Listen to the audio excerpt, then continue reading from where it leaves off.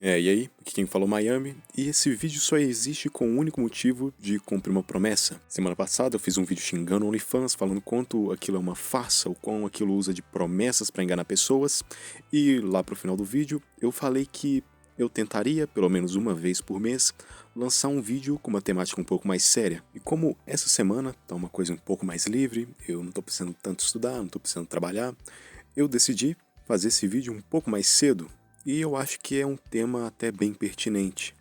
Principalmente depois dos seus 18 anos, para algumas pessoas é um pouco mais cedo, a sua vida ela muda muito de figura. O ambiente da escola, ter a rotina da escola, ter acordar cedo ou ir para tarde para a escola, fazer algum curso assim, essa rotina é uma coisa completamente vira tudo de cabeça para baixo, fica diferente, emprego, estudo, tudo muda. Você corta muito contato com muitas pessoas, acaba ficando mais você num próprio monólogo interno. Mas isso é uma coisa, não é uma coisa nova, é uma coisa que sempre aconteceu, mas você não era tão condicionado a ver isso. Já que você tinha uma rotina de falar com pessoas, tinha aquela rotina dos seus afazeres. Não tinha tantos momentos sozinhos. E tentando ser uma pessoa melhor a cada dia, eu acabei por desenvolver alguns conceitos, alguns pensamentos que seria melhor ter tido mais cedo, teria facilitado muitas das coisas, mas eu gostaria de contar eles para você. À primeira vista são coisas simples, coisas que você ouve, coisas que seu pai, sua mãe fala, mas a graça da vida é que em momentos conturbados a gente acaba por esquecer esses conceitos que por muitas das vezes teriam nos salvado desse tipo de situação. O primeiro conceito desse vídeo, para entender ele todo, seria o que é você, como você se define, como você vê tudo até o momento que está agora. Você acha que todos os seus acertos foram apenas sorte? Foram frutos de um planejamento? Que seus erros são frutos de outras pessoas? São frutos de suas próprias vontades? Ou se são coisas fora do seu controle? Ou se é tudo um misto de todas essas opções? E dentro desse mesmo ponto, eu acho muito provável, para algumas pessoas pode ser diferente, mas se você tem uns 25, 30 anos assim, é muito provável que a maior parte dos seus arrependimentos sejam dos seus 12 até seus 16, 18 anos. Isso é uma coisa até bem plausível, já que essa parte é regada por uma imaturidade, uma falta de saber mesmo o que é você. Abrir mão de certos conceitos por outras pessoas, ou criar conceitos apenas para se afastar delas. Tentar moldar sua própria natureza ou o ambiente à volta para tudo parecer mais simples. A falta de maturidade, ela teria dois membros principais, e seriam a falta de espaço, de entender como suas ações afetam não apenas você, mas tudo ao seu redor, e a falta do saber do tempo, de não saber até quando aquilo vai afetar a sua vida, sendo coisas, se dependendo das coisas, que podem afetar até o final da sua vida, onde você simplesmente joga tudo aquilo fora por um prazer momentâneo ou pelo simples postergar de uma dor que, querendo ou não, é inevitável. Existem casos e casos, nunca vai ser uma coisa exata, nunca vai ser uma receita de bolo para qualquer pessoa, mas existem alguns passos que confirmadamente dão certo. Então, antes de tentar atirar no escuro, tentar tomar medidas mais drásticas, medidas mais experimentais, mas com, entre aspas, resultados melhores e mais rápidos, tenta começar pelo básico. Somos objetivamente moldados por nossos atos, moldados pela nossa rotina. Mas não apenas isso, porque a natureza humana, diferente de outros animais, não se estende apenas pelo plano carnal. Somos formados também no plano das ideias. Esses dois planos que, na natureza humana, são mutuamente interligados. E é importante que você entenda que pensamentos pessimistas, autodepreciativos, até uma coisa mais radical como uma depressão, que é um tipo de flagelo que afeta esses dois campos. Existem pessoas com mais tendências a esse tipo de situação, seja por conta de um aspecto individual daquela pessoa, ou por algo hereditário, ou pelo próprio ambiente a qual a mesma vive.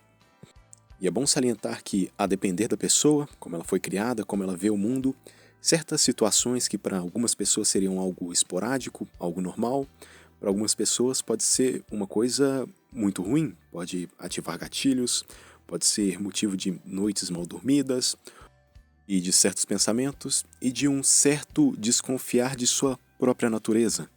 E aqui entra em xeque a segunda ideia desse vídeo, que é a inerente empatia do ser humano e o conceito de fé. O ser humano é um ser naturalmente empático, já que pela própria cultura, pela própria habilidade de criar cultura, o ser humano consegue entender e consegue, mesmo que sem ver a pessoa, sem conhecer ela profundamente, entender uma série de comportamentos e sentimentos da mesma, a ponto de sentir seus sentimentos, suas dores, entender o que ela externa, mesmo de forma não verbal. Isso que objetivamente se entrelaça com a segunda natureza humana, que é no campo das ideias.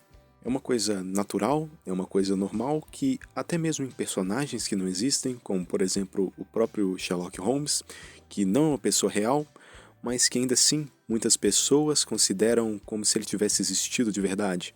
E talvez, de certa forma, talvez até mesmo o mesmo já tenha existido, já que foi uma combinação, uma ideia de comportamentos de pessoas, de inspirações de pessoas reais em contextos, em casos semelhantes, que mesmo que com sua dramaticidade, ainda assim existe o elemento humano naquilo tudo. E onde eu quero chegar com todo esse papo que só parece loucura, não parece ter sentido nenhum. Você consegue pré-condicionar você no seu campo das ideias, no que pensa a si mesmo, com seus atos, com rotina.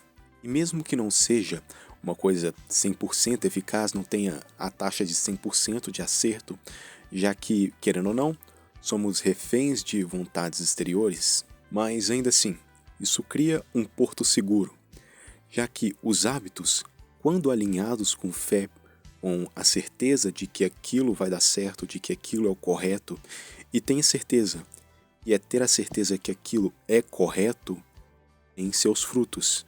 E tenha certeza que criar um ponto seguro do que é você mesmo, a ponto de você simplesmente olhar para trás e saber, esse sou eu, a maneira que estou agindo agora não condiz com quem eu sou, é uma das melhores coisas que você pode fazer na sua vida em qualquer campo. A condição de duvidar de si mesmo, de não se ver mais, não se enxergar mais, deriva simplesmente de se perder. Mas quando você cria esse ponto de ancoragem, seja numa figura divina, tal como em bons valores, você pode usar dessa capacidade intrínseca do ser humano, que é a compaixão consigo mesmo. Tendo uma visão minha, tendo a minha vivência como base, a figura máxima de compaixão, juntamente com essa ideia da humanidade, da natureza humana, seria justamente Cristo, já que ele se pôs, mesmo sendo Deus, em carne humanas, com seus flagelos, tendo o medo humano, tendo as dores humanas, mas ainda assim se sacrificou por toda a humanidade. Mesmo tendo o entendimento da humanidade, como ela se forma, como ela pensa, ele ainda assim se pôs na carne humana e sofreu tudo aquilo que um ser humano sofria. E essa figura de benevolência, que seria a Cristo, a Deus, que muitas pessoas usam como seu porto seguro. E de certa forma, está sim muito certo. Obviamente, eu condeno o mau uso do nome de Deus, o uso do nome de Deus em vão, porque se está claro que uma pessoa faz tudo de mal, por simplesmente má fé, usar o nome de Deus, o nome de Cristo, ou qualquer outro tipo de símbolo atrelado ao mesmo, não desfaz o erro que ela fez. Pelo contrário, o piora, já que ela alinhou a figura de Deus para o mal que ela cometeu como se o mesmo fosse compadecente ao mesmo. E tendo em vista essa compadecência de Deus pelo pecador e não pelo pecado, eu quero que, independente de você, sei lá, se é ateu ou de outra religião, utilize isso para você mesmo. Entenda que seu corpo tem suas máculas, seus desejos, tal como a sua mente, seus pensamentos, também são reféns do mesmo corpo. Mas entenda que você pode, querendo ou não, negar essas deficiências, negar esse mal, pois ele não faz parte da sua natureza. Entenda que como você lida com o seu erro é infinitamente superior ao próprio erro.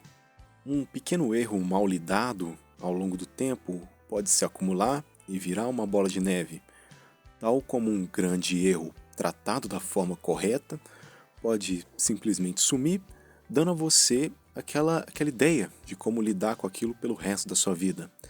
É óbvio, eu indico que se sofra, se tenha ideia que pode estar sofrendo, tal como outras pessoas que você vê, amigos seus, recomende aos mesmos que procurem auxílio médico especializado, porque, querendo ou não, o que é o maior ato de fé a não ser querer estar no seu melhor estado para agradar a Deus o máximo possível?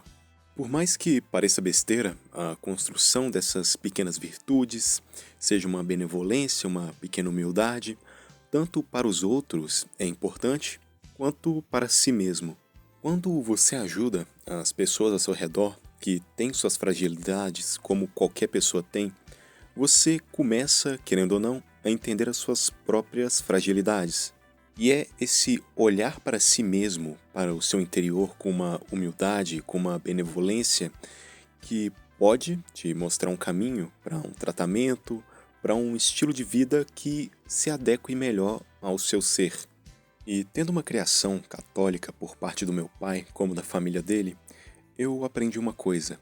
A maior prova de fé, tanto para Deus quanto para si mesmo, vem dos atos. Porque na cruz, se as marcas de Cristo, os ferimentos que ele sofreu, foram marcados em sua carne como um lembrete do sacrifício dele por nós.